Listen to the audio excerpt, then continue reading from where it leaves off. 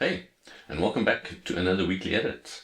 This week, I'm going to be carrying on a little bit from my video last week, which I think intrigued quite a few people, which was doing panoramas in DxO.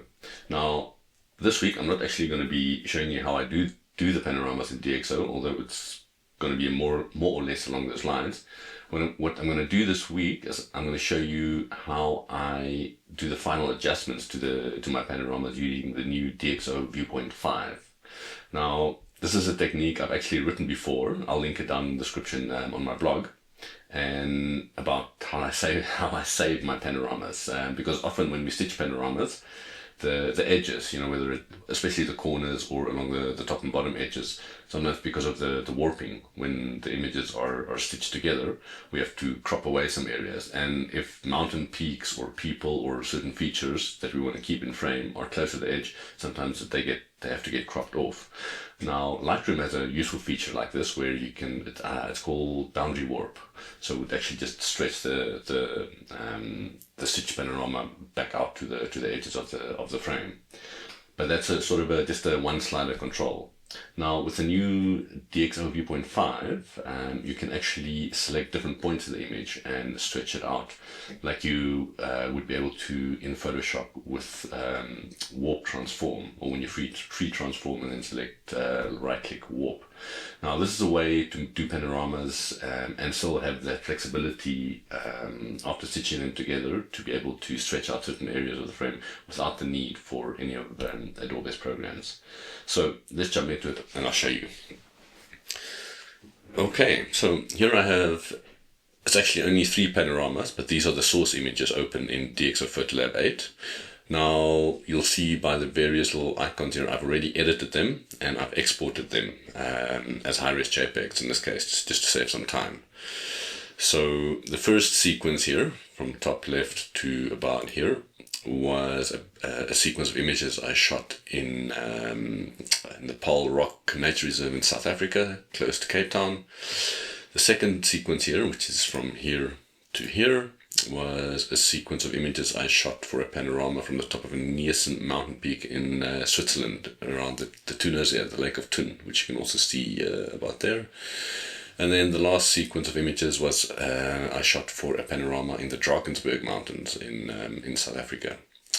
Now, before I show you how I stitch them together and do the little tweak in ViewPoint 5, just something to keep in mind is, you don't always have a tripod at hand. I mostly actually shoot panoramas handheld, so often I have certain, and even though I try to overlap as much as possible and shoot wider than I would need to, sometimes that's not always explicitly possible, whether it's due to time constraints, you have to catch up with the group you're hiking with or skiing with, or just, for whatever reason. So I often have things close to the edge or parts that at least I used to have to crop out because they were too close to a part of the frame that there was no more information for, which was what makes this technique so useful. So let's jump into it. Okay, so I've already exported the images. Oh, before I get on, if you want to see how I do the whole process from editing or lightly editing the images to exporting them and stitching the panorama and importing back into DxO PhotoLab and finishing them off, that was last week's video. You can just find it on the channel, or I'll link it down in the description below. Hopefully I remember, and then you can check that out. Okay, so let's quickly find the images. Okay, so here I have the little app called Panorama Stitcher open already. And let's find the images. So here are my source images. We'll select the first sequence and we will just drag them into Panorama Stitcher. And it'll automatically start stitching them, starts aligning and stitching and then blending them together. I think with the sequence it might take a little bit of time, which is one of the reasons why I exported them as JPEGs. Normally, if it was sort of a portfolio or for a project I was really focusing on quality, I would export the images as high-res or uncompressed TIFFs just to have that ultimate image quality. But just for the video, did it in JPEGs just to save time. Okay, so there we go. So that's stitched together.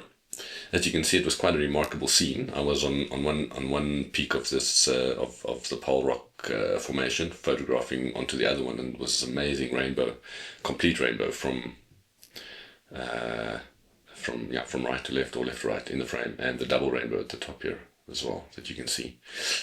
So now, as you can see here, parts of the image have been warped, and if you would have to crop, so if we go down to crop here, to inscribe, where it automatically selects the maximum image area, parts of the image is cropped out. Now, in this particular image, it's not the end of the world, but just for demonstration purposes, let's keep it outside of the image area and superscribe. So I'm just going to save this, and we are going to save this in the same location, 100%. So that's going to save. And it's going to take a moment.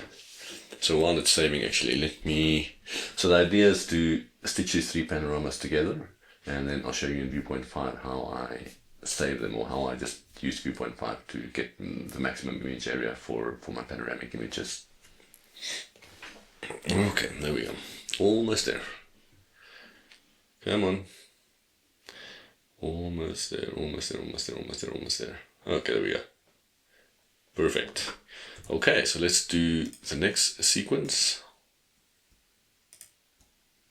And again, you just select the images, drag them into Panorama Stitcher, and it will immediately start doing its magic. Going a bit quicker this time. Okay, and this is quite a remarkable scene from the top of the Nielsen mountain peak, which is a beautiful hike, or it's not a gondola, it's I don't know the English, it's called a Zahnrad in German or Swiss German, like a funicular actually, yeah, going up. Beautiful view over the Lake of Thun, the Lake of Brienzersee, and yeah, it was just a remarkable scene with all the mountain peaks all around. Now, interestingly, I didn't mention it last week, what you can do in Panorama Stitcher is you can actually edit the projection. So you can select that here, equirectangular is the one I most often use, but when you click edit, you can actually, if you click on the sides here, you can rotate the panorama a little bit. So let's get the horizon level, and if you click in the middle, you can adjust the bulging or the projection slightly, just to get that more straight horizon. Let's rotate it a little bit more. There we go.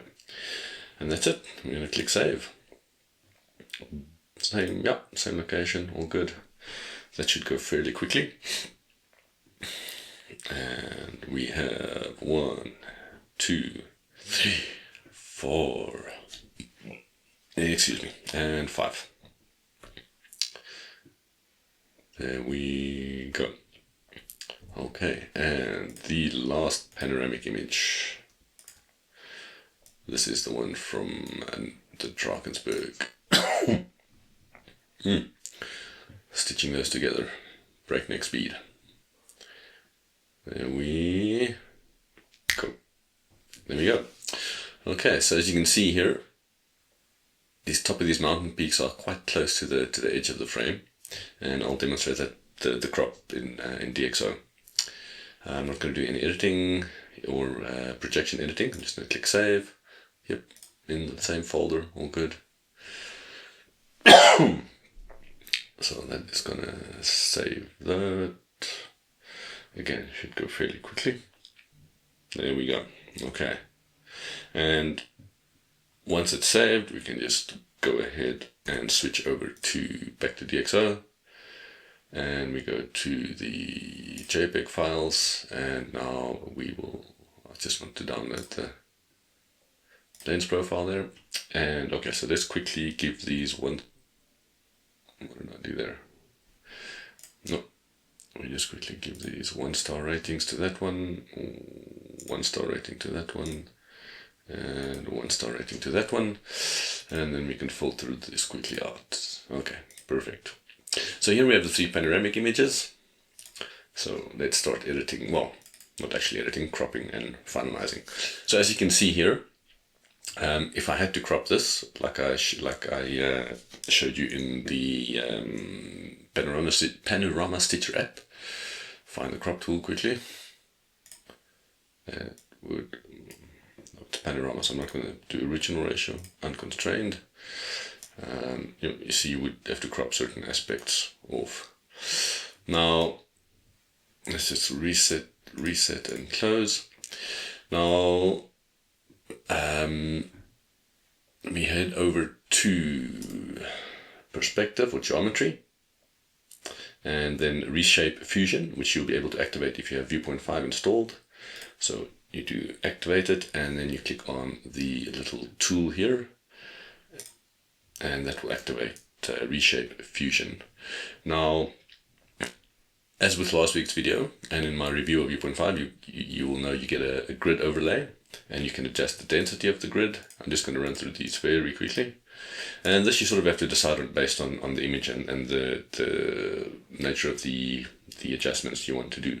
Now I want to pull the corners top left, bottom left, and sort of along the bottom edge of the frame here, a little bit out. So I want something a little bit more dense. Something like that should be fine. And then, excuse me, along the mode here we have free transform, we have perspective and volume deformation. So I'm going to stick on free transform. I'm going to zoom out ever so slightly, and then you can actually just click on a point and drag, or you can click out of that and you can select a number of points. So I'm going to select those 4, and then you can click on any one just to drag the whole sequence like that. And then along the top of the frame here, I'm just going to drag that out. And then along, first I'm going to do perhaps the bottom part here, bottom left, drag that out, and then, so that just gives me maximum image area without distorting the image too much and without cropping away too much of the image. And again, if you have small details, you want to be careful about how much you drag the image out. Things will start to look a little bit weird. There we go. And bottom right, just to give us maximum crop area. There we go. And then we can close that out, and we can have a quick look before, after. And now, when we want to crop, we have much more leeway. Put that back to unconstrained, and now you don't have to crop that much out. Now, admittedly, with this image, it's probably not the most extreme example. But it is, it's a good demonstration. Just like that. There we go. And that is the first image. Moving on to the second one. Double click on that, add into the customize module. So for this one, I'm going to zoom out a little bit, and we're going to activate reshape fusion. And in terms of grid density, I find myself often sticking to the second density mode actually. So for this one, mostly what I want to do here is get a bit more from Spiez, the little village or town down bottom left here, into frame. Because if we had to crop that out, I can't crop actually. Let's quickly close reshape fusion. Let's just show. So if I want to crop unconstrained, and if I bring that in, you can see so just to crop the black parts out, I lose a lot of the village on the left here. Now, instead of settling for that, I'm going to go to reshape fusion. Grid density is still good, and then I'm going to select these points here, and all I'm going to do is just drag them out. And then as I reach the edge of the frame here, I'm going to deselect. I'm going to select the points above, just one less, or 4 above that one, just to drag that out a bit more, and just work it to the edge of the frame, like that. And on the bottom here, I'm going to do the same. Again, if you have fine details like this, or small details, be a bit careful. You do have a propagation slider, so you'll see that changing there, so it will actually propagate out the effect to ease the transition between adjusted and non-adjusted areas. And then I am going to do the same here. Drag that down to the bottom a little bit, deselect, and do the same. And do the same there. So just about there. And along the top here perhaps as well. There we go. And let's have a look at it before, after. So small adjustments, but that gives us, again, now if we look at the crop, it's going to be about there, to about there, to about there, and to there.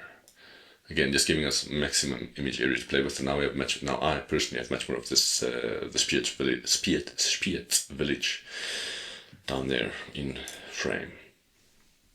There we go. That is the second image example. And the last one, which is probably the most extreme example of where this is really useful, would be the panorama I did in the Drakensberg. Now, if we look at the crop without being able to use something like Reshape Fusion, let's activate the crop there. And if I bring that, let's go to unconstrained. Now, if I bring that down, you can see it touches the top of these peaks, and that's just not very pleasing to the eye, or something that I would have liked. And I still want this ridge here with where the light is falling on, because it sort of anchors the left hand side of the frame. Excuse me. And yeah, it just adds a lot to the image in my opinion. So if to crop it like that, it becomes very thin. And I want to keep these mountain peaks because that's one of the main reasons I did this panorama, to move from this close to frame, seeing the actual foot or bottom parts of similar peaks to what's further in the frame, top right, and then moving to the right hand side of the panorama, we actually see the peak. So it's actually having both in frame, if that makes sense, I hope. So we're going to reset, we're going to close, and we're going to activate Reshape Fusion. And grid density, yeah, I'm going to keep it again to about there. I'm just going to zoom out. Sometimes, I mean, depending on the panorama, it gets quite small, but image exceeds the maximum image size limit of, okay, so quite a big panorama, obviously. So let's see, in the propagation, I'm going to take down. We'll see if it does its thing. So I'm going to just select those there, and then I'm going to drag up. There we go. And then I'm going to come back here. Drag those up, and then I'm going to do the whole top row and drag those up. And now there's not even the need to crop at the top. And bottom right, I do want to extend that a little bit as well. So just like that. And then perhaps the bottom couple of anchor points. There we go. And now we can look at the before, after, and crop wise, there's almost no need to crop. Maybe bring it in a little bit, seeing as the maximum image dimensions or exceed it. Quite a wide panorama this. We'll see if DxO forgives me for that. So we just ignore that for now. And now, as you can see, we actually have that nice little bit of space above the peaks, so it doesn't create that. Is it not cropping it? Because of the maximum image? Come on. Okay, I didn't expect that.